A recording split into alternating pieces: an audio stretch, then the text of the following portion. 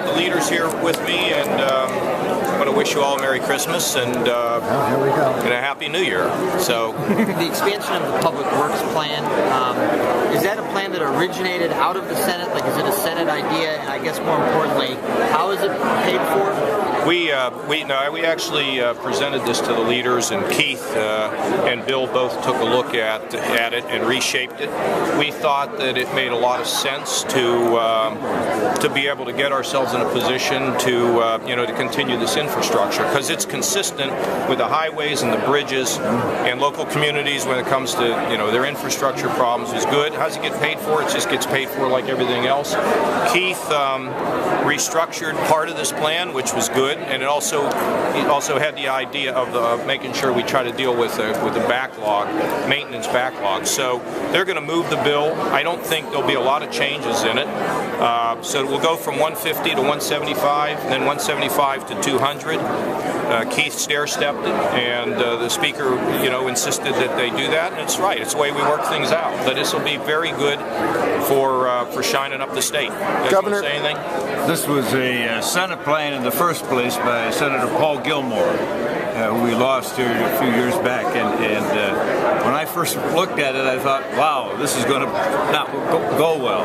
But they've turned to the local people to do this plan, and that has been a huge benefit to all Ohioans, is to have the local people to know what the needs are doing that instead of having it done to state headquarters down. I think that Keith said it best, that when you manage your finances, because we're always checking with what the debt covenants are and everything, when you manage yourself right, you have space.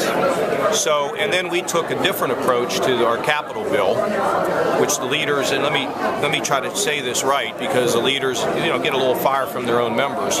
We've asked the art community to meet as a statewide organization to shape the priorities in art, rather than being a top-down plan and something that is not strategic in terms of advancing art.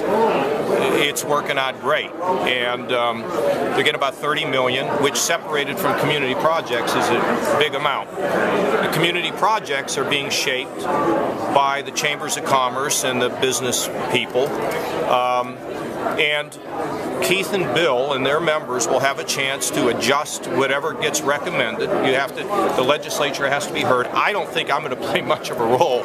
I wanted this to come from the bottom up. I didn't want a top-down capital bill. And these guys were gracious enough to say, okay, let's try it this time. And it's sort of what we did with higher ed, where we asked the university presidents to figure out what their priorities were. And but these folks and the legislature will have the final say. There will be reshaping, but I think growing it from the bottom up is the best way to do it. Keith? On the Public Works, I mean, this is one of those programs as a fiscal hawk that you ask, can we afford it? And that's the first question we asked. Director Keene laid that out, that it really doesn't change our debt service. It continues on what we've been doing. It's nothing new. We step it up a little bit to meet with inflation, but the reality is it is very manageable within our current debt service, and it's something the state pays for local governments. And local governments have been having a tough time of it in some capacity, but this is about infrastructure. It's about building out that need for the future. On the capital budget bill, it is important to remember that this is a legislative process. It's a legislative bill. We like input from as many people as we can get, and the outline the governor has, I think, is a good start. We're going to look to see what that means and what the numbers can be afforded in the capital bill going forward, like tradition has dictated. Governor, can you